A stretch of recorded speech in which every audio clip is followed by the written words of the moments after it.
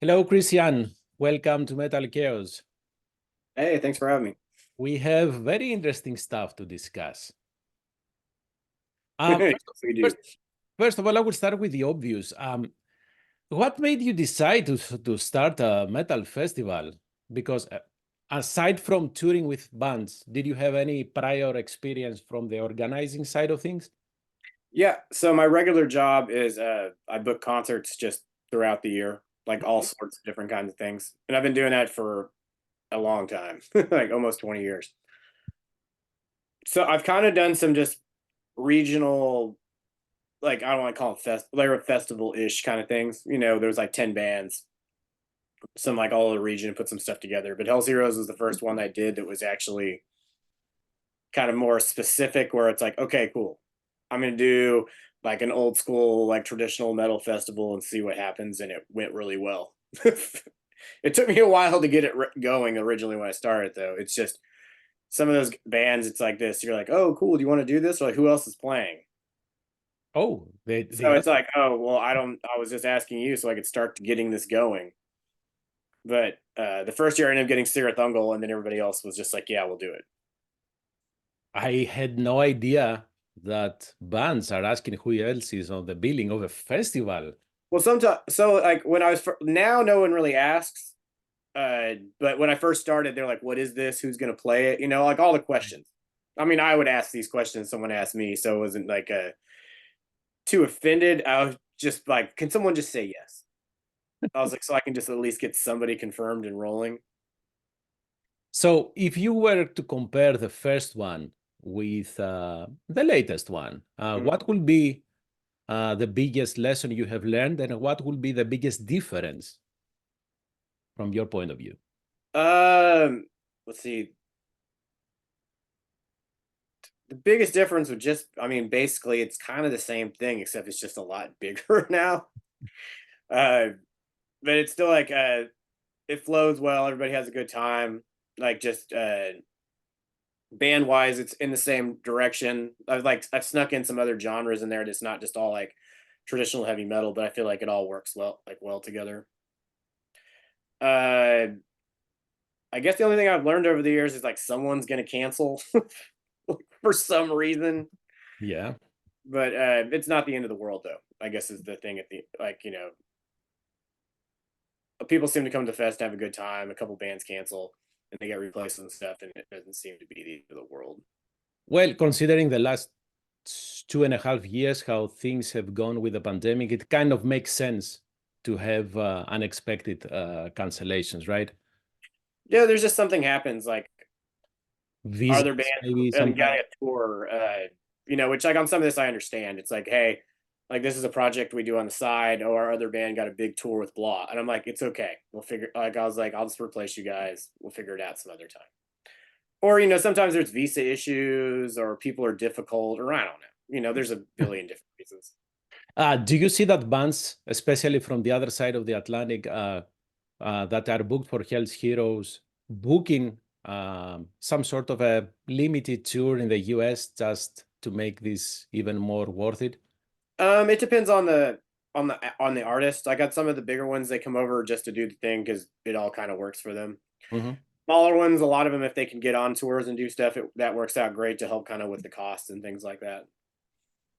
Have you But it's all kind of like artist specific. Like, some of them I'm like this. They're like, I don't want to do any other shows. Just play the fest. I'm like, that's cool. And then some of them ask for other shows, all different kinds of stuff. Although it's not a planned question, I have to ask, man, because you are getting so many cool bands, the old school bands. Have you ever tried two bands? I will ask now. First, Running Wild. Have you ever tried those? I tried Running Wild. A little too expensive. Okay. And then, although I know the answer already, Venom. Have you tried them? I've been trying for Venom for a while, so hopefully that happens at some point. Oh, man. Oh, man. If that happens, Yeah, I mean, fingers crossed, but yeah, like, at some point, hopefully that works out. I have only seen Venom live twice in my life. And the first one was 1993. No, maybe even earlier on my end. Of course, in the other side of the Atlantic. So Mhm. if you manage that, I don't know. Yeah, I feel like they're a little easier to get like in Europe. In the US, they have to be like, all right, fine, we'll go through, do the visa stuff, whatever you want. Just give me your address. I will send you tons of flowers if you do that. All right, let's see what I can do. So how early do you start planning for the festival for the festival building? I mean, have I you? mean, I started for 2025 like last month.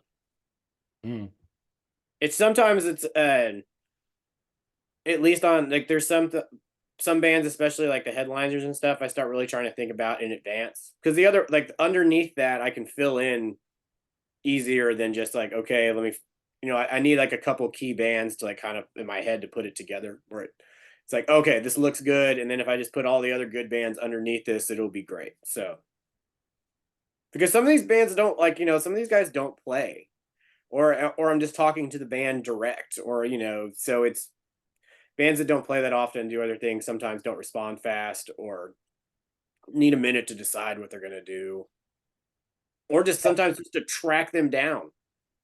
oh, I can only imagine. I think this started with Keep It True, right? When they started actually bringing bands just to reunite only for that festival. Yeah. Now I think some of those bands are more willing to say, hey, you know what, let's do that. And maybe we can add a couple of more festivals and Mhm. make it worth it. So how do you feel um, about bands that play a specific, let's say, old school set? We will play that album in its entirety, especially for bands that they do have new music coming out. um if I like the band and like that album, I like it way better.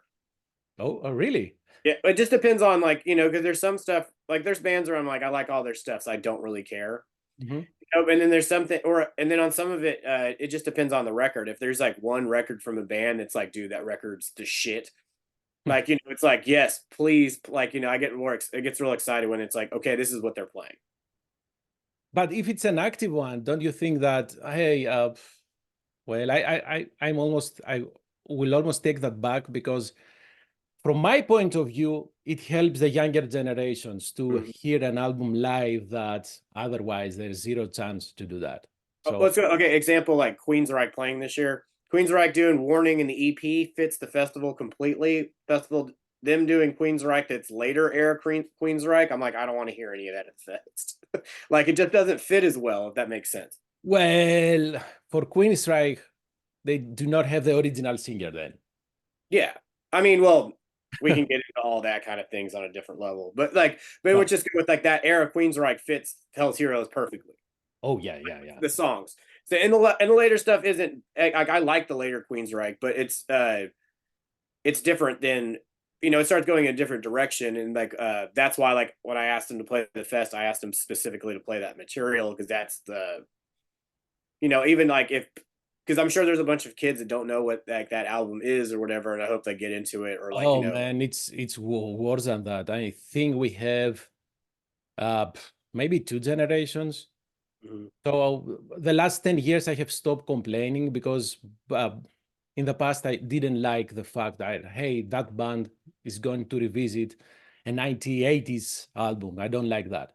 But now I have changed my mind because, hey, it's live music and we need to bring in young people to the scene. Well, especially when there's that like like when the band has been around for 30 or 40 years, not everything they do is the same, and also not everything they do like it really works better for say some bands that tour all the time. So Right. then like them playing the festival isn't that really special, but them playing some special set then is. True. Speaking of But those, yeah, but it's got to be special. Like you can't just be like play this record. It's got to be like oh yeah that record yes. how did you manage to get Solitude Eternals? I've known John for a long time. We've been on tour together, friends, talk, and then ever since I started doing it, like the first year I was all, so do you want to play it? And he goes no. And the second year I was like, do you want to play it again? He was like, no. And then I just kept asking him, and then it kept like he even told me no this year. Come on. He came back. Night Cobra and Exciter did a run of shows in Texas between like we went like after Hell's Heroes to Oklahoma to play 2 minutes of Tulsa, and we played in Dallas. And John was like at the show having a good time, and he was all, "Yeah, call me on Tuesday." I was like, "Okay." That's awesome, man. And I then mean, it's a lot of like on some of those things, it's just a lot of staying on people or just, like I'm gonna harass John to death. I'm definitely gonna ask him until he just says yes. basically being a pain in the back.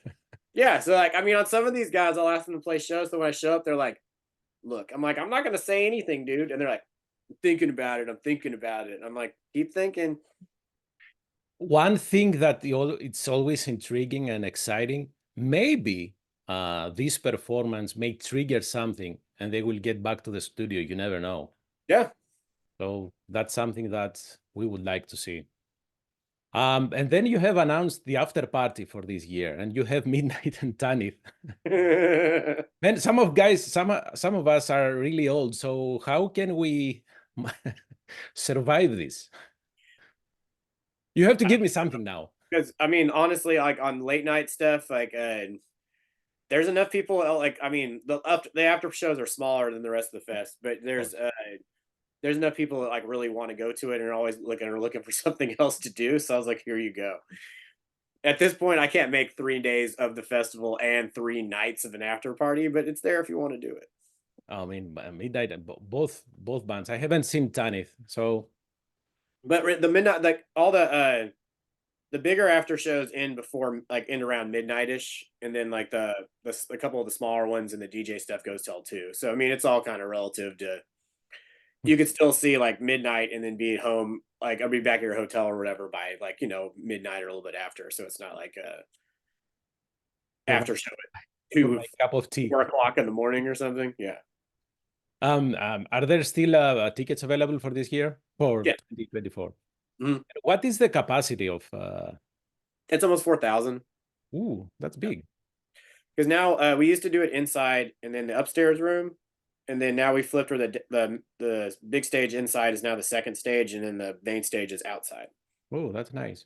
Yeah. So, have you said in your mind, okay, I expect the festival to go that big, but then that's my cap. I will not do anything more adventurous beyond that. I mean, the way everything's at, I feel like this is a good. Like I always wanted it to go outside. I just didn't ever think it would.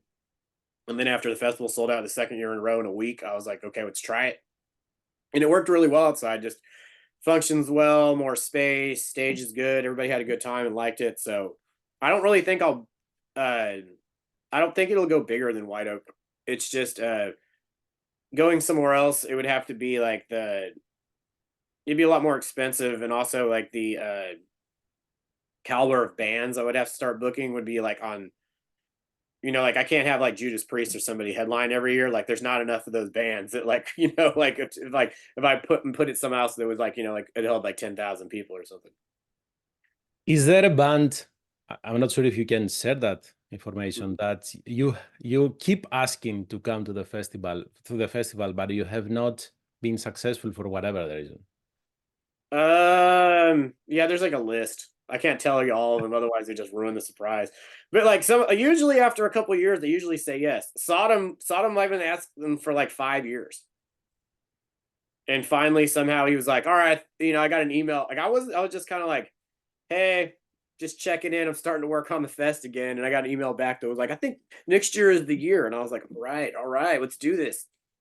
I have every time I have an interview with Tom, I always ask him about the US tour. And in fact, in Europe, there was at some point there was Sodom, Distraction, and Creator on the same billing. Oh yeah, they're doing a big show like with them and all those three in Tankard next year, right? And Tankard, yeah. So I was thinking, come on, man. We need to bring that package here in the US. That would be awesome. That would be awesome. I'm trying to see. This point, I was just like, I like the idea of that, and my friend was like, "When are you going to do that?" I was like, "Look, I just got Sodom to say yes finally, so just like let's go with Sodom for right now." Yeah, that will be. Because especially in the U.S., like Sodom plays a lot of things in Europe and things in fests like that, Of course. and people but in the States, it's like super special because I don't think they played here in 20 years. I have been here in the States for the last 13 years. I don't think Sodom have come at all. They've because they had some issues like with something with visas or something a couple times with MDF. But yeah, like now, like this, everything's approved. Like so everything should be good for next year. I'm excited. Yeah, let's not jinx it. Yes. Have you considered filming the entire festival, or at least the outdoor or portion of it, and have a DVD? And I've thought about doing it. Because last year, what is it? Triptychon and Triumph of Death recorded their sets like auto elite. I mean, like Triumph just put out like some recordings from Hell's Heroes and a couple other right? festivals on record. I've thought about it, but I haven't really got. Usually, sometime around the time I start thinking about it, then I just get distracted because there's like 10 other things to do. But I've been thinking about like I at some point really should just do like a whole thing on it every year, or at least just film it and then put together like some big thing with multiple Right. all at once or And you something. can always have it on sale the next year, Mhm. and you can combine it maybe for pre-sales, for the 2025 start pre-sales. Whoever comes on site, comes to see the festival, maybe gets a discount for the next year, something like that. Yeah, that'd be cool. No, that's a Do good you idea. Sorry, go No, I said that's a good idea. Thanks. do you get to enjoy the festival yourself, or you are too stressed? Usually I have a good time. I can sneak around, see who I want to see. Um, I'm like wiped out by the end of it. I usually stay, for the most of the fest, like at least the first 2 days, I'm like mostly sober because I just don't want to be like tired or just like wasted if something happens that I need to deal with. Everybody I work with is really good, so most of the time it's very simple. Like, hey, these guys want more beer. I'm like, just give them more beer. But some things like that. But but the Saturday usually like somewhere around like towards like later in the day, like start having a good time and things like that. But I mean I can still enjoy everything and see stuff, so it's cool. I Oh, just usually can't stand still, so I'm just walking like all the time. Like I'm like, cool, watch these guys. Okay, let me walk over here. And then like I'll run into like five people and then I'll just like keep going and then just like kind of like that. and I think you have Necrofire, right? Like, Necrofire, yeah.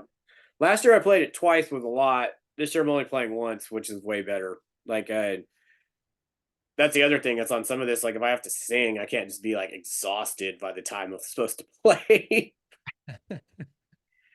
and I'm almost sure that we've seen you live with Venomous Maximus when you did the tour with me, Hammers of Misfortune.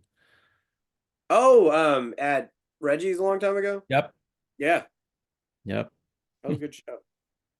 So I think I already asked that, but this is more of a general question.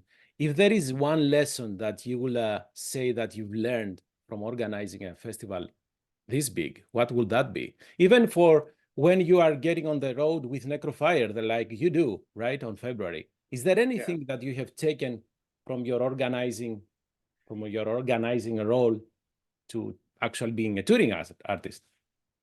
Well, on some like because I know how everything kind of works, or at least like on the other side of it, because that's what I do every day. So it does help me out, like with saying like what we can feasibly get or do at shows, without the promoter getting upset or asking for too much or something like that.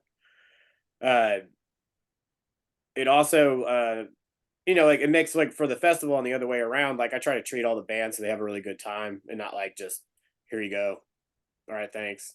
Because like doing something and getting somebody like some extra beer or doing this and that really goes a long way with bands, like you had a good time. So I try to do extra things just so everybody so everybody has a good experience because, there's not like especially like in the traditional heavy metal world, like, like there's a couple other ones in the States, but like Hell's Heroes became like the big one. So like, just make sure everybody has a good time. Right, Because right. especially if everybody else is having a good time, and the bands aren't having a good time, it would just be weird. So I try to make sure that and I'm in a band, so I know like what like oh these little things go a long way. So I try to make that stuff happen. Yeah, absolutely. Um, have you seen a big difference post-pandemic as far as even the economics, everything? Because the things that we hear right now that it's everything is become so even more expensive. The venues have become more demanding as far as taking a pay cut from the merch even, Mhm. all the way to what Live Nation is doing. you know, giving more money for bands to come to their venues and then charging an arm and a leg to get people in. I mean, basically, a lot of it happens is bands need more money, so bands charge more, and then ticket prices are more, and then everything just kind of goes like that. But post pandemic, like I don't know, like a lot of shows have been up. I would say that, but stuff that people don't want to go to see or on the fence is down. But if people want to go, they're still going. Like 2022 was like at the club was probably one of the best years we had. This year was okay. Next year is looking really good, you know. But people are back going to shows. I mean, the Hell's Heroes I announced after the pandemic sold out in like 10 days, Wow. which the previous year had done like 1,000 tickets total. So I was like, okay. And I will be honest with you, we were thinking last year's, but yeah, we were on the fence about that. But we wanted really to see again Triumph of, not again, to see Triumph of Death, but hey, what can you do? Okay, man. Those are the questions that I had for you. If there is anything else that you would like to share, please go ahead. Let's see. Come to the festival. To be on tour in February and March, right before the festival, because I'm insane. At least like a 3-day break before I get back, or maybe it's 2. I don't know, but I'll survive. Are you writing any new music with Necrofire? Start working on some new songs. I don't know when we're gonna go back to the studio. If we, I would say probably beginning of next year, into this year or something. But And you're not only involved with Necrofire. I think you have.